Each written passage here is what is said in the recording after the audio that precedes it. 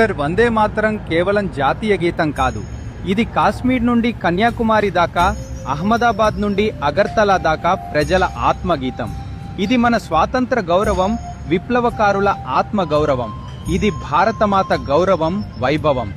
ఏ వైభవం కోసం ప్రతి బిడ్డ ప్రాణమివ్వ సిద్ధంగా ఉన్నాడో. వందే మాతరం భారతీమాతకు స్తుతి.